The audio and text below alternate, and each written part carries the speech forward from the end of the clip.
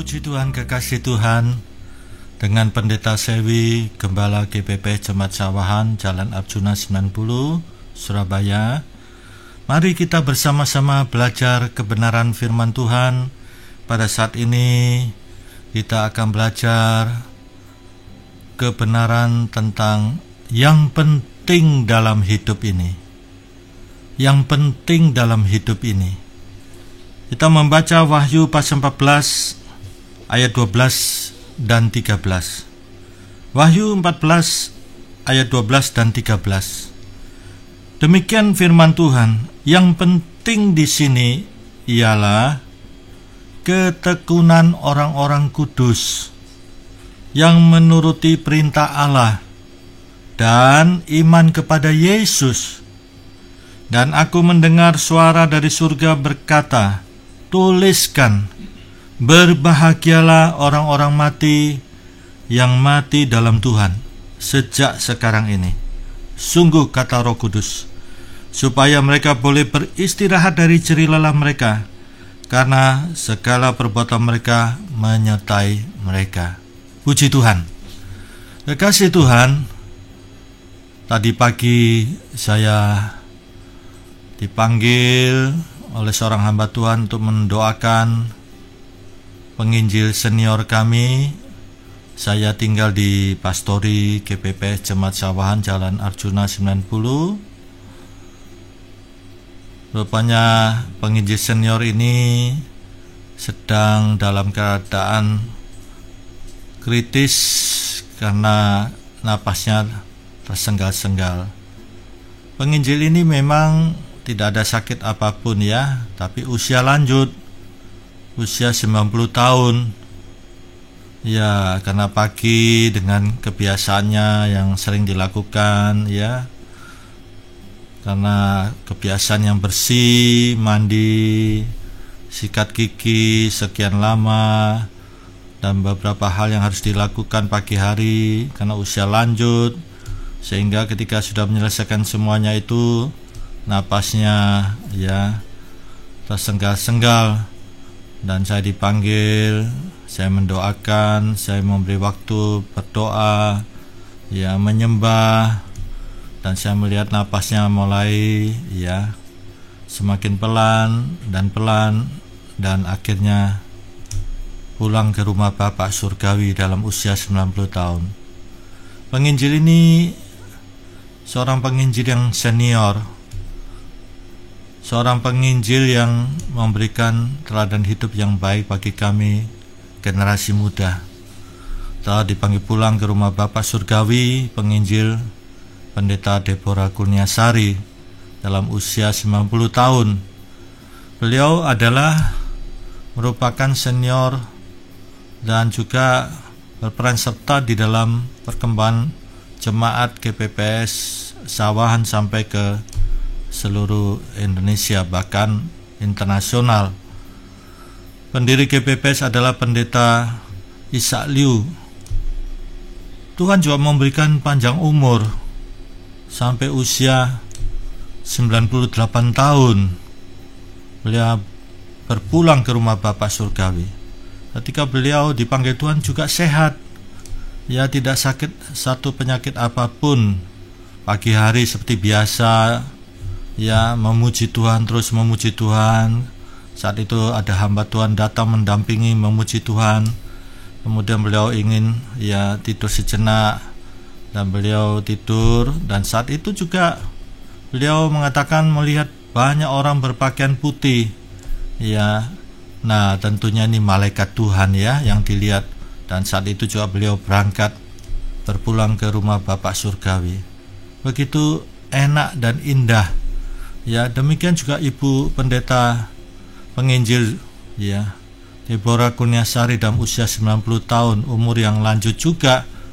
Kita perhatikan begitu enak dan senang, bahagia. Nah, ini orang-orang yang berdoa. Orang-orang yang berdoa. Filosofi GPPS adalah banyak doa, banyak berkat. Kurang doa, kurang berkat. Tidak ada doa, tidak ada berkat. Ini berdasarkan Yohanes 10 ayat 10b.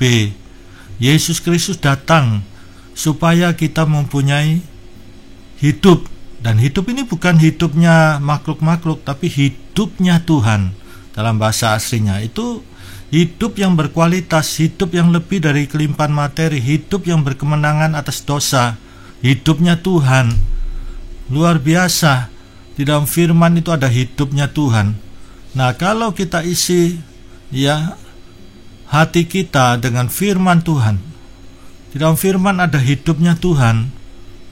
Bukankah dalam Yohanes pasal 1 kita lihat pada mulanya adalah firman. Firman itu bersama-sama dengan Allah. Dan firman Tuhan itu adalah Allah. Segala sesuatu diciptakan oleh firman. Di dalam firman itu ada hidupnya Tuhan. Dan itu terang manusia. Kegelapan tidak dapat menguasainya. Saya mempunyai pendapat bahwa kalau hidup kita diisi firman, hati kita diisi firman, lubuk hati kita diisi firman, lihat di dalam firman itu ada hidupnya Tuhan, maka itu terang. Itulah terang yang melingkupi kita. Atmosfer kita ini, aura kita ini penuh terang. Kemuliaan Tuhan, terang kesucian Tuhan, terang firman itu di kita dinaungi. Dan kegelapan tidak dapat menguasai. Apakah itu kuasa gelap, santet,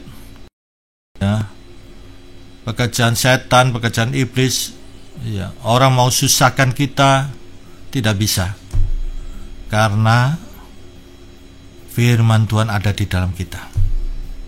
Bahkan kalau saya perhatikan dalam Amsal pasal 4 ayat 22, supaya kita perhatikan, kita mendengar, kita memperkatakan firman Tuhan itu, kita membaca, memperkatakan, kita mendengar, dan simpan hikmat itu, perkataan Tuhan, firman Tuhan itu di lubuk hati yang paling dalam.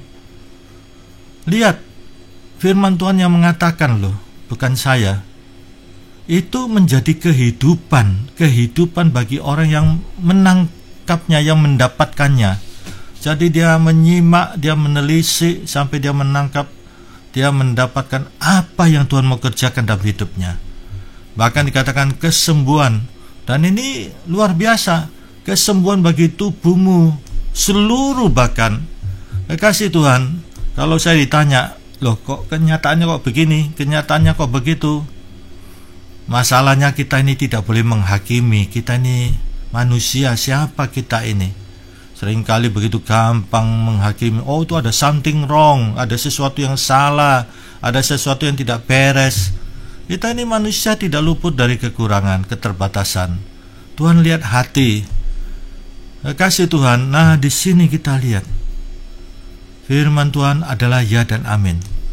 Sehingga saya lebih percaya firman Tuhan. Apa yang dikatakan firman Tuhan, saya lebih percaya daripada saya melihat kenyataan-kenyataan yang ada. Kecenderungan manusia memang selalu melihat yang nyata di depan matanya. Kenyataan yang ada, kok begini Pak Sewi, kok begitu Pak Sewi, kok begini Pak Sewi, kok begitu Pak Sewi. Saya jawab sederhana sekali, saya lebih percaya firman Tuhan. Karena firman Tuhan adalah ya dan amin. Setiap manusia itu bertanggung jawab kepada Tuhan di dalam menjalani kehidupan ini. Banyak faktor di dalam menjalani kehidupan ini. Yang jelas firman Tuhan mengajarkan di sini yang penting. Nah, ini yang penting, ada penegasan di sini. Yang penting bagi kita yang hidup di dunia ini, yang penting di sini, 1, ketekunan orang-orang kudus. 2, menuruti perintah Allah. 3, iman kepada Yesus. Ini seringkali saya sebagai pendeta, sebagai gembala, dalam melayani umat yang anggota keluarganya meninggal, saya pasti tidak akan lupa mengutip ayat ini. Yang penting di sini ketekunan orang kudus dan menuruti perintah Allah dan iman kepada Yesus. Kekasih Tuhan, seringkali saya katakan bahwa manusia itu fana dan pasti mengalami kematian. Itu pasti, tidak bisa kita melarikan diri. Tubuh kita nanti akan jadi jasad, dimasukkan peti. Sekarang kita bisa melihat teman-teman yang meninggal, waktu bergaul, waktu ya masih hidup, bisa bercanda, bisa diskusi, bisa menggerakkan tangannya, matanya. Ya, sekarang sudah ya meninggal, dibaringkan di dalam peti, menggerakkan jarinya aja sudah tidak bisa, menggerakkan kelopak matanya saja tidak bisa, padahal tadi pagi masih bercanda. Nah, ini manusia fana adanya. Kematian bisa datang kapan saja. Ya, kesadaran ini harus kita miliki agar supaya di dalam menjalani hidup ini adalah kesempatan yang sangat berharga. Seringkali dalam pemakaman, di dalam penghiburan, di dalam acara duka, saya selalu ingatkan, selagi kita masih hidup ini adalah kesempatan yang sangat berharga. Saya tegaskan tentang sangat ini. Karena di dalam 2 Korintus pasal 4 ayat 4 ya, jangan kita dibutakan oleh ilah zaman sekarang ini. Ilah zaman sekarang ini apa? Macam-macam. Ada yang kekhawatiran, materi, ya. Ada yang punya hobi ini, hobi itu. Ada yang kena amarah, benci, dendam. Ya, nah ini membutakan sehingga tidak melihat terang firman Tuhan. Nah, kekasih Tuhan, di sini ya firman Tuhan sudah ingatkan kepada kita bahwa hidup ini fana adanya. Jangan sampai kita dibutakan oleh kekhawatiran hidup ini. Kita lihat Rasul Paulus luar biasa dalam Filipi pasal 3. Tujuan hidupnya adalah hidup kekal, surga yang indah itu. Ya, ini ya, dia bukan orang bodoh, dia ahli Taurat, dia ahli filsafat. Filsafat itu sangat menekankan berpikir logika, berpikir nalar. Dia ahli teologi, ahli misi, ahli apologetika. Ya, coba sampai bisa mengatakan tujuan hidupnya adalah hadiah panggilan surgawi. Bahkan ditegaskan berlari-lari sampai kepada tujuan. Coba tanya orang-orang muda cita-citanya apa? Ada ingin jadi dokter, jadi insinyur, jadi pengusaha, jadi manajer. Ya, sedemikian rupa tahun demi tahun dia memfokuskan dirinya, kemudian ya menjalani sebagai dokter, sebagai pengusaha. Berapa tahun sih? Setelah itu pensiun. Lihat kekasih Tuhan, kita anak Tuhan, hamba Tuhan tidak mengenal pensiun. Kita melayani Tuhan sampai napas yang terakhir. Hidup ini adalah kesempatan, dan hidup ini menjadi berkat. Ya, dan kita tidak mengenal pensiun dalam pelayanan. Pelayanan itu sampai napas yang terakhir. Lihat, Yesus mengatakan makananku adalah melakukan pekerjaan Tuhan dan menyelesaikannya. Nah, ini sampai Tuhan panggil pulang ke rumah Bapa surgawi. Kekasih Tuhan, lihat di sini, Rasul Paulus, dia sadar bahwa dia masih hidup di dunia. Ya, pasti orang mendengar apa yang dikatakan Rasul Paulus berlari-lari kepada tujuan panggilan surgawi, pasti akan dikritisi. Saya ini masih hidup di dunia, saya ini harus bayar PDAM, harus bayar PLN, harus bayar kontrak, harus bayar anak-anak sekolah SPP, kontrak rumah. Iya, saya masih di atas daratan, bukan di awan-awan. Bagaimana sih ini Rasul Paulus ini? Saudara, Rasul Paulus bukanlah orang bodoh. Lihat dalam Filipi pasal 3 ayat 10. Yang ku kehendaki, nah ini bukan egois. Yang ku kehendaki ini komitmen. Ya, suatu pernyataan iman. Satu, mengenal Tuhan. Ini pasti harus menjalani hubungan dekat dengan Tuhan, melekat kepada Tuhan. Yang kedua, kuasa kebangkitan Yesus ini, Roh Kudus. Yohanes 14 ayat 16, Yesus mengatakan meminta kepada Bapa surgawi supaya diutus Roh Kudus supaya menjadi penolong bagi kita. Penolong selama-lamanya loh saudara.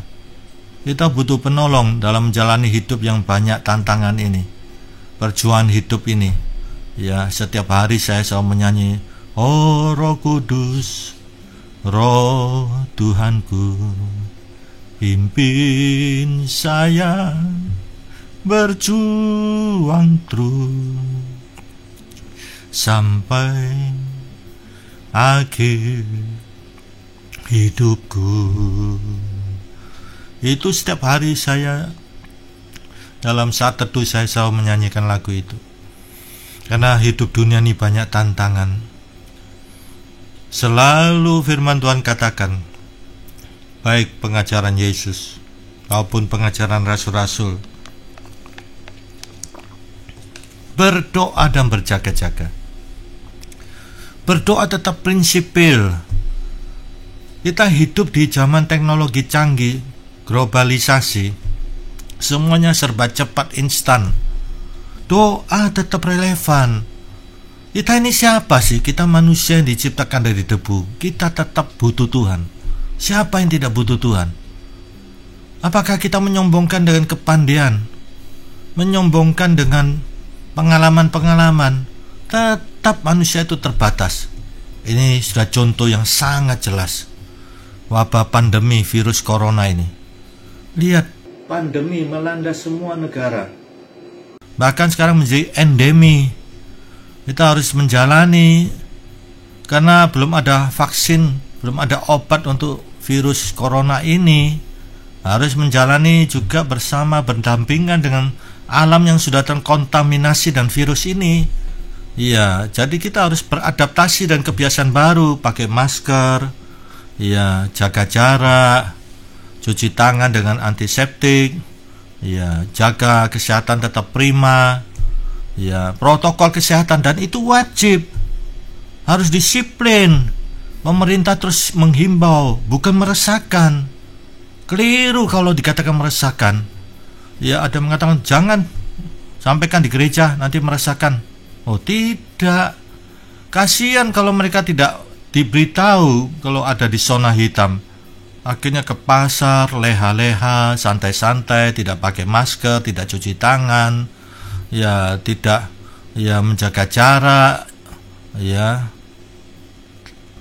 fatal. Akhirnya terkena ya virus corona. Coba kalau itu anggota keluarga kita, ya tentunya kita tidak mau sampai terjadi satu keluarga diisolasi. Dan kita harus menjaga jangan sampai kita ini cuek, karena kita juga bisa menjadi OTG, orang tanpa gejala, carrier, pembawa virus. Ini kita harus juga memperhatikan sesama kita, jangan egois. Iya, jangan sampai kita jadi penyebab juga. Itu sebabnya diumumkan ulang-ulang di dalam Amsal pasal 22 ayat 3. Kalau kita mendengar kabar celaka, coba kita baca ayat ini, perlu kita perhatikan. Jangan kita kemudian dalam situasi kondisi sekarang ini kita cuek. Iya, kita harus memperhatikan sekitar kita juga. Amsal 22 ayat 3.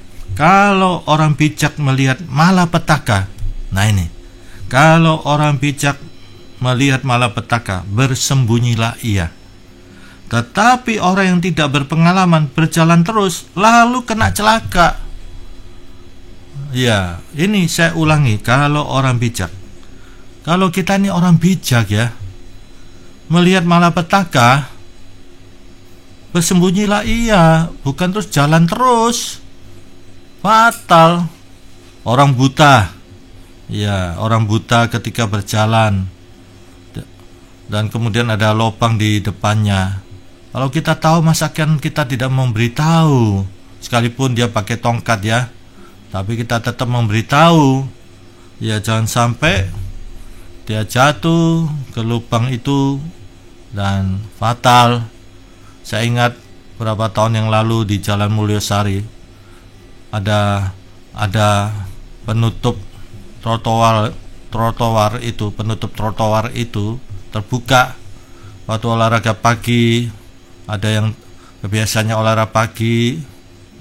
olahraga pagi saat itu, ya ada yang dibuka, dia punya rabun mata, akhirnya jatuh ke lubang, ya ke lubang trotoar itu yang dibuka kemudian tidak ditutup, mungkin oleh orang setempat atau yang punya toko di depannya atau di mana atau bagaimana, meninggal. Nah ini kan fatal. Kekasih Tuhan, ini kalau orang bijak itu melihat malapetaka, nah ini bersembunyilah ia, tidak ngawur, Tetapi orang yang tidak berpengalaman berjalan terus lalu kena celaka. Tidak berpengalaman. Nah, kekasih Tuhan, dengan apa yang ada yang diumumkan oleh gugus tugas pelaksana penanganan COVID-19 ini, itu maksudnya baik, pemerintah maksudnya baik, ya, supaya kita taat kepada protokol kesehatan. Jangan kemudian cuek, jangan kemudian ngapain, ya. Nah, akhirnya fatal. Kalau dia sudah kena baru nyesel. Apalagi yang punya penyakit bawahan, itu virus ini bisa mematikan. Nah, kekasih Tuhan, sekarang ini, ya, kalau dulu kita hidup berdampingan dengan penyakit DBC, pneumonia, ya, sekarang ya kita harus jalani berdampingan dengan alam yang terkontaminasi virus corona ini, COVID-19, yang belum ada obatnya, yang belum ada vaksinnya. Maka betapa pentingnya disiplin ketat di dalam protokol kesehatan ini.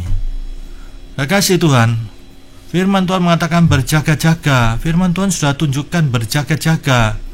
Apalagi ditulis ya di dalam surat Timotius, 2 Timotius pasal 3. Kita akan menghadapi hari-hari terakhir masa sukar. Masa sukar. Demikian juga di dalam Efesus, Rasul Paulus katakan dalam Efesus pasal 5, ya, karena kita menghadapi hari-hari yang jahat. Demikian juga di dalam Yudas dikatakan pada hari-hari terakhir, banyak orang bersungut-sungut mengeluh, bahkan dikatakan mengeluh tentang nasibnya. Nah, kita lihat sekarang ini, kondisi sekarang ini, dengan wabah virus corona ini, banyak pabrik-pabrik akhirnya pilot. Kita melihat juga, ya, akhirnya beberapa karyawan dirumahkan, di PHK, ada yang gajinya sudah dipotong, ya, ada sampai, coba lihat, yang berjalan mungkin, ada perusahaan yang tetap berjalan, pabrik tetap berjalan, ada kesempatan yang besar, ya, bisa memproduksi, ya, sanitizer. Nah, ini kan dapat keuntungan sekian banyak. Ini semua orang butuh vitamin C, vitamin E, memproduksi sekian banyak. Sampai ada waktu saya di apotek mencari vitamin C, semua apotek habis vitamin C, vitamin E. Nah, ini produk-produk diperbanyak. Jadi di sisi yang lain ada yang untung. Tapi lihat, virus ini tidak kompromi. Ada beberapa pabrik kena virus ini, karyawannya kena, akhirnya ditutup juga karena virus ini. Nah, kekasih Tuhan, kita hidup ini harus juga mawas diri, ya, kita harus juga berjaga-jaga. Kekasih Tuhan, dalam situasi kondisi yang demikian, maka firman Tuhan ini penting. Kalau orang bijak melihat malapetaka, bersembunyilah ia. Tetapi orang yang tidak berpengalaman berjalan terus lalu kena celaka. Jadi serius, jangan kemudian kita cuek, kita ngapain, ya. Kita lihat sampai para dokter saja, lihat, mereka adalah pahlawan-pahlawan yang luar biasa. Kita dihimbau supaya di rumah saja. Ingat betapa, ya, di rumah saja, santai, duduk di sofa, ya, di kursi empuk, lihat film-film, apalagi TV kabel, menikmati hidup. Pada dokter-dokter juru rawat itu sampai berjuang di garis depan, resiko nyawa. Mereka ini bukan orang yang tidak punya pendidikan, dokter spesialis, profesor. Lihat juru rawat juga sekolah juru rawat. Juga mereka yang kebersihan rumah sakit itu juga resiko. Lihat, mereka adalah pahlawan-pahlawan. Dokter saja yang sudah punya pendidikan tentang hal medis, ya, vitamin, obat-obatan untuk kekebalan tubuh, toh juga tewas, saudara. Nah, ini, kekasih Tuhan, jadi sebenarnya kita harus juga ikut prihatin, ya, jangan cuek. Jangan disampaikan itu, merasakan aja itu. Loh, kok merasakan? Kekasih Tuhan, dengan kita mengetahui semuanya, kita ikut serius juga, ikut berjaga-jaga, ikut juga menasihati Ya, orang-orang yang berkerumun, anak-anak muda itu bercanda, juga memberitahu supaya mereka juga pakai masker. Ya, supaya mata rantai virus ini bisa terhenti. Ya, kita lihat negara barat, kita tahu orang barat itu punya teknologi canggih di segala bidang. Ya, teknologi canggih dalam kedokteran, pengobatan. Tapi lihat, justru mereka yang nomor satu yang paling banyak yang tewas, yang terkena dampak positif ya virus corona ini. Lihat sampai ratusan ribu loh, ratusan ribu. Bukan 100 orang, 100 ribu, 200 ribu, 300 ribu. Lihat, terus menanjak. Yang tewas pun puluhan ribu, terus menanjak. Padahal mereka negara yang maju, negara yang dikatakan disiplin di dalam ya kehidupan sehari-hari, sangat diperhatikan. Tetapi kita perhatikan, justru mereka yang dikatakan berpendidikan tinggi, berpengalaman, berpengetahuan, tapi justru yang paling parah. Nah, kekasih Tuhan, disinilah menunjukkan bahwa manusia itu terbatas. Apa yang kita sombongkan, apa yang kita banggakan, jangan kita membanggakan dengan harta deposito. Ya, seperti di dalam Injil ada seorang yang kaya membanggakan kekayaannya segudang-gudang. Apa yang Tuhan katakan? Malam ini juga aku cabut nyawamu. Untuk siapa? Ya, seperti ada yang mengatakan, ya untuk anak cucu Pak Sewi. Kami ini banting tulang-tulang dibanting untuk anak cucu. Ya, syukur-syukur kalau anak cucu. Ya, seorang yang penuh pengertian, takut Tuhan, kita seneng. Tetapi coba kalau dia tidak bisa meneruskannya dengan baik, lihat bangkrut. Iya. Dan coba anak cucu apakah mengingat kita? Generasi berganti generasi. Diri kita sendiri belum tentu kita ingat kakek kita, kita ingat ayah kita. Sudah lupa. Kita hanya ingat hari ini saya makan apa. Ya, nah hari ini saya punya kebutuhan ini, kebutuhan itu. Ya. Ini jadi setiap pribadi bertanggung jawab kepada Tuhan. Firman Tuhan sangat menekankan itu. Dan sampai ketika kita dipanggil pulang kita tidak siap. Dan betapa pemahaman kita yang sangat mendalam untuk arti hidup ini. Hidup ini fana adanya. Kami bersyukur dengan teladan dari Ibu Pendeta Deborah Kurniasari ini, seorang penginjil senior dalam usia 90 tahun. Kita lihat kekasih Tuhan sudah memberikan teladan yang baik sesuai dengan apa yang dikatakan di dalam Wahyu pasal 14 ayat 11 ini. Ya. Lihat Wahyu 14, kita perhatikan lagi Wahyu 14 ayat 12 dan 13. Yang penting di sini ialah satu, ketekunan orang-orang kudus. Kita adalah orang kudus sejak kita terima Yesus. Ini tekun satu. Yang kedua, menuruti perintah Allah. Dalam situasi kondisi apapun, kita tetap ngelakoni firman Tuhan. Ini tetap melakukan firman Tuhan. Kita lebih percaya firman daripada percaya pendapat orang lain. Yang ketiga, iman kepada Yesus. Ini di item yang ketiga. Sering kita mendengar bahwa kita menjadi manusia baru dalam Kristus dengan iman kepada Yesus. Kita terima Yesus dalam hati kita, yang adalah Tuhan dan Juru Selamat kita secara pribadi. Dan pengorbanan Yesus, darahnya yang tercurah itu, darah yang kudus, yang mulia, darah yang suci, yang tak bercacat celah, yang tak bernoda itu. Ya, itu menyucikan dosa kita dan melindungi kita. Kekasih Tuhan, di sini kita perhatikan kehidupan manusia di dunia ini, tantangan, dinamika hidup, kesulitan, kesukaran.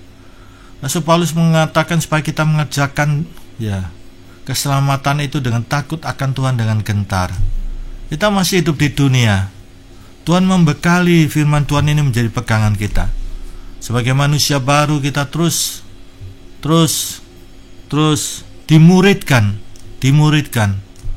Ya, jangan kita menjadi murid aspal. Ya, kalau kita memperhatikan di dalam Yohanes pasal 7. Yohanes pasal 7 kita bisa memperhatikan di situ tentang murid, seorang murid. Yohanes pasal 7 kita perhatikan Yohanes pasal 7 di situ sangat jelas sekali ya bahwa kita harus menjadi murid yang sejati. Ya. Murid yang sejati, yang benar-benar murid. Ya, kita perhatikan di dalam Yohanes ya. Sangat penting kebenaran ini. Engkau mengenal kebenaran dan kebenaran itu akan memerdekakan engkau. Ya. Yohanes pasal 7 kita perhatikan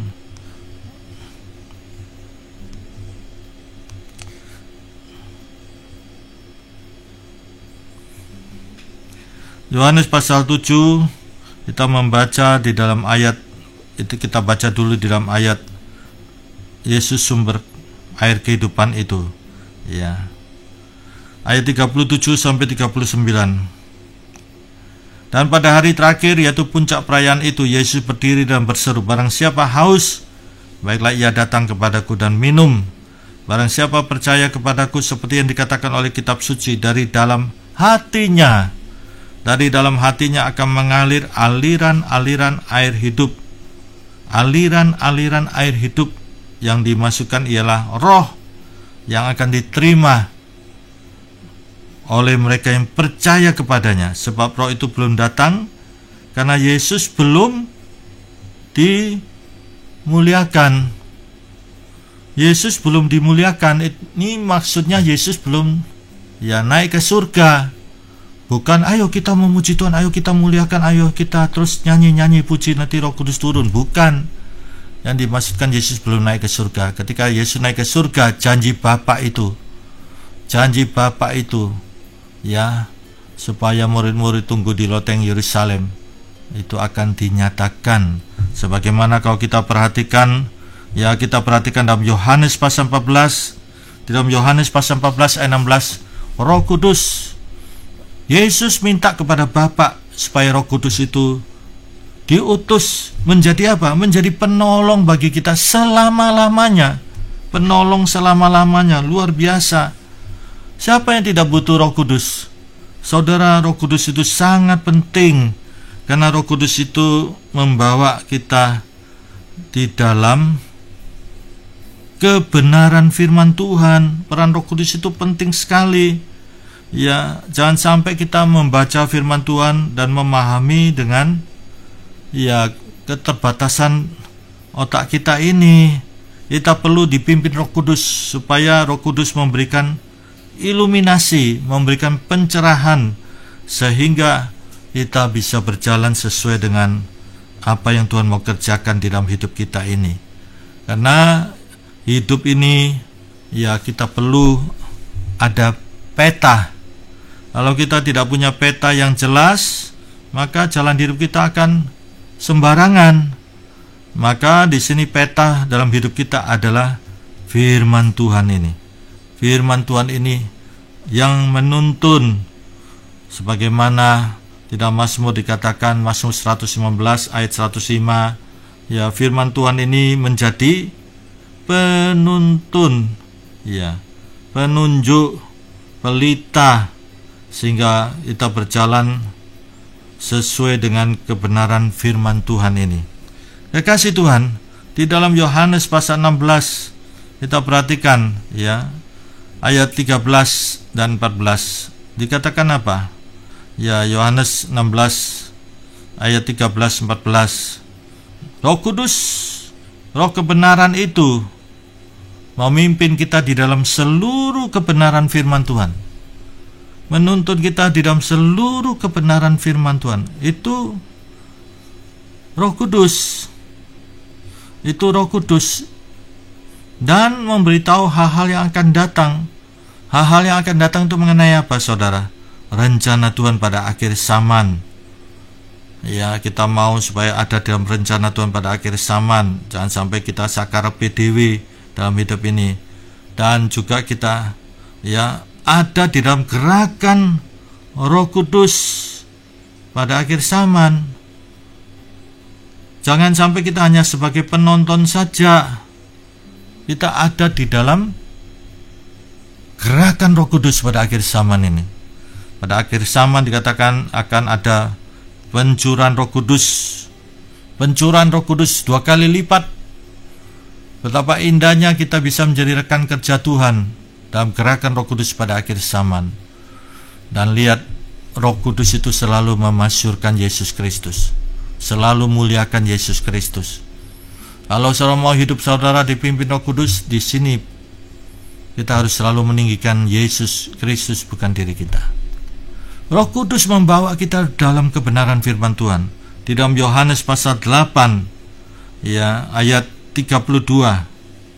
Lihat mulai dari ayat 31. Maka kata Yesus kepada orang-orang Yahudi yang percaya kepadanya, jikalau kamu tetap dalam firman-Ku, kamu tetap dalam firman-Ku. Jadi tetap, tidak tergoyahkan.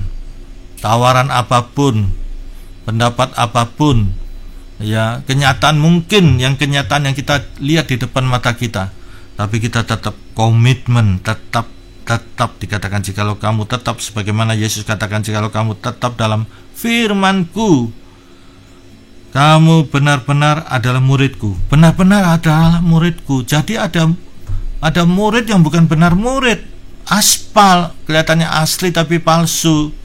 Mengapa kehidupan kekristenan selalu kalah? Karena belum dimuridkan, tidak tahu kebenaran firman Tuhan, tidak tahu bagaimana kebenaran tentang ya dampak dari perkataan, kebenaran tentang doa dengan tidak jemu-jemu, kebenaran tentang puasa, kebenaran tentang pujian, kebenaran tentang penyembahan. Banyak kebenaran, banyak pakem-pakem firman Tuhan di dalam Alkitab ini.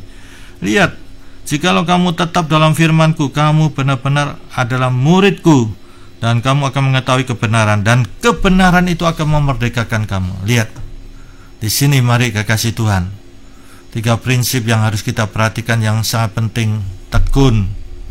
Ini, saya ingat pendeta Deborah, penginjil senior Deborah Kurniasari ini. Beliau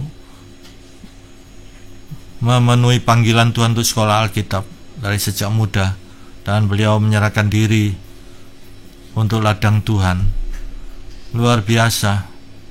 Beliau dalam panggilannya sebagai guru soal Alkitab mencetak kader-kader SDM di sekolah Alkitab dari sejak muda sampai usia 90 tahun, sampai masa tuanya pun dia masih mengajar untuk mencetak kader-kader di ladang Tuhan. Dan lihat sampai menyelesaikannya dengan baik sampai napas yang terakhir. Itu sesuai dengan Yohanes pasal 4. Kita lihat Yohanes pasal 4. Ya, Yohanes pasal 4 ayat 34-35. Lihat firman Tuhan katakan, ini Yesus sendiri berkata. Kata Yesus kepada mereka, makananku, makanan itu primer, ya, ialah melakukan kehendak Bapa yang mengutus aku, dan menyelesaikan pekerjaannya. Kita lihat beberapa orang, ada yang merajuk, ada yang mogok, ada yang ya kemudian bersungut-sungut. Lihat, menyelesaikan pekerjaannya. Dan apa yang dimaksud makananku kehendak Bapa surgawi ini? Lihat, ayat berikutnya dikatakan, bukankah kamu mengatakan 4 bulan lagi tiba musim menuai? Tetapi aku berkata kepadamu, lihatlah sekelilingmu. Lihat.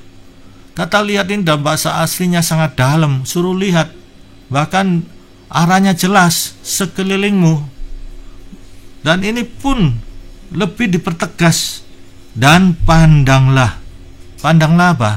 Ladang-ladang yang sudah menguning itu dan matang untuk dituai. Nah, kekasih Tuhan, di sini ladang Tuhan sudah menguning. Beliau mencetak sampai usia tua, dan kader-kader hamba Tuhan ini sudah menjadi pendeta-pendeta penginjil sampai ke pelosok-pelosok Indonesia, bahkan dunia internasional, sampai ke daerah-daerah, sampai sedemikian rupa mereka menjadi orang yang berapi-api bagi Tuhan. Kekasih Tuhan, lihat, beliau tetap dalam panggilannya, Kalau kita dipanggil, jangan kita khawatir akan hidup kita, masa depan kita, ekonomi kita. Ya, Tuhan memperlengkapi. Janji Tuhan bukan untuk manusia yang suci, manusia yang bertapa di gua-gua, atau untuk ya malaikat-malaikat atau makhluk Mars, planet Jupiter. Untuk kita semua. Dan janji Tuhan itu selalu mengandung dua unsur, bagian kita dan bagiannya Tuhan. Dan betapa pentingnya iman kita sampai napas yang terakhir. Dan berbahagialah, firman Tuhan katakan, orang yang meninggal dalam Yesus Kristus sungguh dipertegas oleh Roh Kudus. Dia boleh beristirahat dari jerih lelahnya selama ini, di dalam ketekunannya, di dalam melakoni firman Tuhan, sampai napas yang terakhir tetap iman kepada Yesus. Betapa indahnya di surga yang suci, surganya Yesus Kristus, dan jerih payahnya mahkota yang indah Tuhan sediakan. Amin. Mari kita berdoa. Terima kasih Bapa Surgawi, kami mendengarkan kebenaran firman Tuhan ini. Kami tetap semangat dalam Yesus Kristus. Kami tidak khawatir akan hidup ini. Janji Tuhan adalah untuk kami. Kami percaya Tuhan, firman Tuhan adalah ya dan amin. Sekalipun kami melihat kenyataan-kenyataan yang sering membuat kami bimbang, tapi kami tetap komitmen, kami tetap yakin firman Tuhan. Dalam hidup ini kami mau Tuhan, untuk mewujudkan yang penting adalah satu, kami tekun mengikuti Yesus. Dua, tetap ngelakoni firman Tuhan dalam situasi kondisi apapun, sampai napas yang terakhir, iman kami tetap kepada Yesus Kristus, Sang Juru Selamat, jaminan pasti hidup kekal. Dan betapa indahnya Tuhan, kami berada di surganya Tuhan Yesus dalam kekekalan yang suci, yang kudus, bahagia selama-lamanya. Berkati para pendengar, dalam nama Tuhan Yesus. Diberkati saudara, pekerjaan saudara, keluarga saudara, kesehatan saudara. Indonesia ini Tuhan tolong supaya Bapa bisa teratasi, dan umatmu bisa kembali ibadah tanpa takut, tanpa gelisah. Berkati Indonesia Tuhan, dalam nama Tuhan Yesus Kristus. Amin.